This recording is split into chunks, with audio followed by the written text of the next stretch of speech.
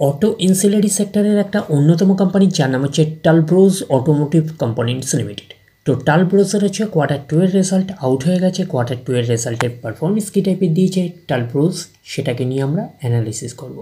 তার আগে আমরা কোম্পানিটার হচ্ছে চার্ট প্যাটার্নটাকে নিয়ে অ্যানালিসিস করব। দেখব যে শেয়ার হোল্ডারদের কতটা রিটার্ন জেনারেট করেছে বা ওয়েলথ ক্রিয়েট করে দিয়েছে, সেটাকে নিয়ে আগে আমরা ফার্স্ট অ্যানালিসিস করব। আফটার দ্যাট হচ্ছে আমরা কোম্পানিটার হচ্ছে Q2 এর রেজাল্টের পারফরমেন্স কী টাইপের দিয়েছে সেটাকে নিয়ে অ্যানালিসিস করব। তো কোম্পানিটা এখন ট্রেড করছে 298 টাকায় এখন ট্রেড করছে। আমরা যদি চলে যাই কোম্পানিটার মার্কেট ক্যাপিটালাইজ হচ্ছে অ্যাপ্রক্স বলতে পারেন 2000 কোটি টাকার মার্কেট ক্যাপিটালাইজ। অর্থাৎ এই কোম্পানিটাকে আমরা স্মল ক্যাপ টাইপের কোম্পানি হিসাবে কনসিডার করতেই পারি। তো কোম্পানিটার আমরা যদি পিই রেশিও দেখি কত আছে, 15.78 হচ্ছে পিই রেশিও। এবং কোম্পানিটার আমরা যদি 52 উইক হাই দেখি, কোম্পানিটার হচ্ছে 52 উইক হাই হচ্ছে 395 টাকা 80 পয়সা হচ্ছে 52 উইক হাই। এবং কোম্পানিটার আমরা যদি 52 উইক লো দেখি 220 টাকা 20 পয়সা হচ্ছে 52 উইক লো। তো কোম্পানিটার একদিনের পারফরমেন্স দিয়েছে কত, 3.5% মতন পজিটিভ রিটার্ন জেনারেট করেছে একদিনে। 5 দিনের পারফরমেন্স করেছে 2.5% মতন পজিটিভ রিটার্ন জেনারেট করেছে 5 দিনে। 1 মাসের পারফরমেন্স দিয়েছে 0.5% মতন পজিটিভ রিটার্ন জেনারেট করেছে 1 মাসে। 6 মাসের পারফরমেন্স দিয়েছে 2.5% মতন পজিটিভ রিটার্ন জেনারেট করেছে 6 মাসে। আমরা যদি চলে যাই 1 জানুয়ারি থেকে, তো 1 জানুয়ারি থেকে পারফরমেন্স করেছে 1% মতন পজিটিভ রিটার্ন জেনারেট করেছে 1 জানুয়ারি থেকে।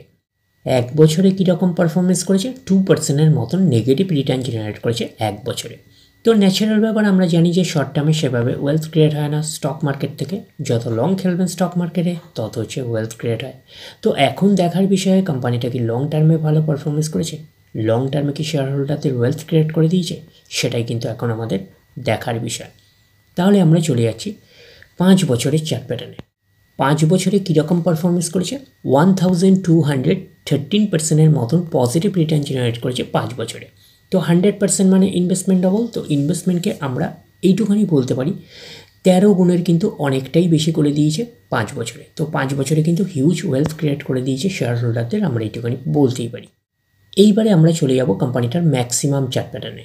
তো ম্যাক্সিমাম চার্ট প্যাটার্ন হিসাবে পারফরমেন্স করেছে 2345%-এর মতন পজিটিভ রিটার্ন জেনারেট করেছে অল টাইম বা ম্যাক্সিমাম। তো কোম্পানিটা লিস্টেড হয়েছে 2006-এ, তাহলে 2006 থেকে এখনও অবধি রিটার্ন জেনারেট করেছে 2345%-এর মতন পজিটিভ রিটার্ন জেনারেট করেছে অল টাইম বা ম্যাক্সিমাম। তো ম্যাক্সিমাম চার্ট প্যাটার্নটা কিন্তু লেফট টু রাইট ওপরের দিকে মুভ করছে, হিসাবে কিন্তু একটা ডিসেন্ট টাইপের চার্ট প্যাটার্ন হিসাবে আমরা কনসিডার করতেই পারি। যেহেতু কোম্পানিটা একটা স্মল ক্যাপ টাইপের কোম্পানি, যেরকম আপনাদের রিটার্ন হিউজ দেবে সেরকম বড় বড় কারেকশনস হবে, এইটুখানি মাথায় রাখবেন। তো এইসব জায়গাগুলো যদি এক্স্যাক্টলি ক্যালকুলেশন করে দেখেন দেখতে পাবেন বড় বড় কারেকশনস দেখতে পাবেন। স্টকটার নেচারই এরকম।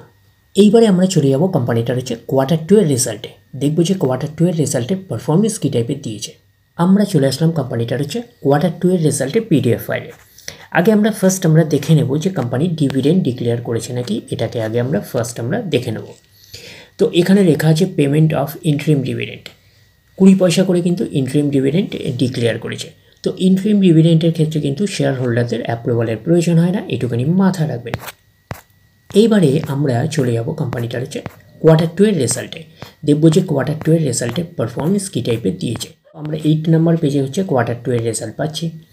আগে আমরা দেখে নেব যে সিকোয়েন্সগুলো ঠিকঠাকভাবে সাজানো রয়েছে নাকি, এটাকে আগে আমরা দেখে নেব। তো আমরা পাচ্ছি এটা হচ্ছে এই কোয়ার্টার, মিনস হচ্ছে Q2, এটা প্রিভিয়াস কোয়ার্টার, আর এটা হচ্ছে 1 বছর আগে। তাহলে সিকোয়েন্সগুলো ঠিকঠাকভাবে সাজানো রয়েছে, আমরা এইটুকুনি বলতেই পারি। এইবারে আমরা দেখে নেব যে অ্যামাউন্টগুলো কিসে দিয়েছে, অ্যামাউন্টগুলো হচ্ছে ল্যাক্সে দিয়েছে অ্যামাউন্টগুলো। এইবারে আমরা চলে যাব কোম্পানিটার হচ্ছে টোটাল ইনকামে। তো টোটাল ইনকামে যাওয়ার আগে আমরা কী করব, একটু লার্জ করে অ্যাডজাস্ট করে নেব, তাহলে আপনাদের কাছে ব্যাপারটা ভিজিবল হবে। এইবারে আমরা চলে আসলাম কোম্পানিটার হচ্ছে টোটাল ইনকামে। তো পাচ্ছি কি, এই কোয়ার্টার মিস হচ্ছে Q2-এ 22,015, প্রিভিয়াস কোয়ার্টারে ছিল 20,923 এবং 1 বছর আগে ছিল 19,662। তাহলে 1 বছর আগের 19,662টা এখন কত হয়ে গেছে, 22,015 15, তাহলে আমরা বলবো ইয়ার অন ইয়ার বেসিস কিন্তু জাম্প রয়েছে টোটাল ইনকামে। প্রিভিয়াস কোয়ার্টারে ছিল কত 20,923, সেটা হয়ে গেল এই কোয়ার্টার, মিস হচ্ছে কোয়ার্টার 2 এ হয়ে গেল কত 22,015। তাহলে আমরা বলবো কোয়ার্টার অন কোয়ার্টার বেসিসও কিন্তু জাম্প রয়েছে টোটাল ইনকামে। তো ন্যাচারাল ব্যাপার আমরা জানি যে ইনকাম করতে গেলে কোম্পানিকে এক্সপেন্সেস করতেই হবে। তো এখন দেখার বিষয়ে কোম্পানিটা ইনকাম করতে গিয়ে কতটা এক্সপেন্সেস করেছে। তাহলে আমরা চলে আসলাম টোটাল এক্সপেন্সেসে, পাচ্ছি কি এই কোয়ার্টার মিস হচ্ছে কোয়ার্টার 2 এ 19,436, প্রিভিয়াস কোয়ার্টারে ছিল কত 18,896, এবং এক বছর আগে ছিল কত 17,630। তাহলে এক বছর আগে 17,630টা এখন কত হয়ে গেছে 19,435। তাহলে আমরা বলবো ইয়ার অন ইয়ার বেসিস কিন্তু জাম্প রয়েছে টোটাল এক্সপেন্সেসে। প্রিভিয়াস কোয়ার্টারে ছিল কত 18,696, তো সেটা হয়ে গেল এই কোয়ার্টার, মিনস হচ্ছে কোয়ার্টার 2 এ হয়ে গেল কত 19,435। তাহলে আমরা বলবো কোয়ার্টার অন কোয়ার্টার বেসিসে কিন্তু আমরা বলতে পারি জাম্প রয়েছে, আমরা এইটুখানি বলতে পারি টোটাল এক্সপেন্সেসে। তো এইবারে আমরা বের করবো কি, এইবারে আমরা বের করবো হচ্ছে অপারেটিং প্রফিট। কী করে বের করবো অপারেটিং প্রফিট? টোটাল ইনকাম থেকে আমরা টোটাল এক্সপেন্সেস বাদ দেবো, বাদ দিলে যেটা পড়ে থাকবে সেটা হচ্ছে অপারেটিং প্রফিট। টোটাল ইনকাম পেয়ে গেছি, টোটাল এক্সপেন্সেস পেয়ে গেছি, টোটাল ইনকাম থেকে টোটাল এক্সপেন্সেস বাদ দিলে পড়ে থাকছে অপারেটিং প্রফিট। অপারেটিং প্রফিট বলতে পারেন profit before exceptional items, share in profit of joint ventures and taxes, এটাকে আমরা অপারেটিং প্রফিট বলতে পারি। তো আমরা কি পাচ্ছি এই কোয়ার্টার মিস হচ্ছে কোয়ার্টার 2 এ 2580, প্রিভিয়াস কোয়ার্টারে ছিল কত 2337, এবং এক বছর আগে ছিল 2131। তাহলে এক বছর আগের 2131টা এখন কত হয়ে গেছে 2580। তাহলে আমরা বলবো ইয়ার অন ইয়ার বেসিস কিন্তু জাম্প রয়েছে অপারেটিং প্রফিটে।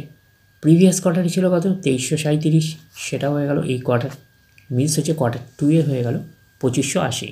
তাহলে আমরা বলবো কোয়ার্টার অন কোয়ার্টার বেসিসও কিন্তু জাম্প রয়েছে অপারেটিং প্রফিটে। তো অপারেটিং প্রফিটটাই নিশ্চয়ই কোম্পানির মেন প্রফিট নয়, তারপরে হচ্ছে বিভিন্ন অ্যাডজাস্টমেন্ট থাকলে সেগুলো প্লাস মাইনাস হবে, গভর্নমেন্টকে ট্যাক্স পে করতে হবে, গভর্নমেন্টকে ট্যাক্স পে করার পরে কোম্পানির কাছে যেটা পড়ে থাকবে সেটা কোম্পানির ফাইনাল প্রফিট বা নেট প্রফিট হিসাবে আমরা কনসিডার করতে পারি। তাহলে পাচ্ছি net profit for the period, এটাকেই নেট প্রফিট বলতে পারি, এটাকেই আমরা ফাইনাল প্রফিট বলতে পারি। তো আমরা পাচ্ছি এই কোয়ার্টার মিস হচ্ছে কোয়ার্টার 2 এ কত আছে 2341, প্রিভিয়াস কোয়ার্টারে ছিল 2061, এবং এক বছর আগে ছিল 2002। তাহলে এক বছর আগে 2002টা এখন কত হয়ে গেছে 2341। তাহলে আমরা বলবো ইয়ার অন ইয়ার বেসিস কিন্তু জাম্প রয়েছে নেট প্রফিটে।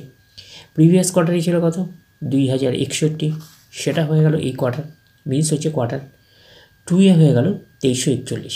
তাহলে আমরা বলবো কোয়ার্টার অন কোয়ার্টার বেসিসও কিন্তু জাম্প রয়েছে নেট প্রফিটে।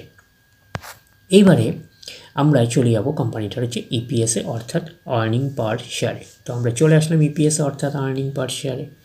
এই কোয়ার্টার মিস হচ্ছে কোয়ার্টার 2 এ কত আছে 3.79, প্রিভিয়াস কোয়ার্টারে ছিল কত 3.34, এবং এক বছর আগে ছিল কত 3.25।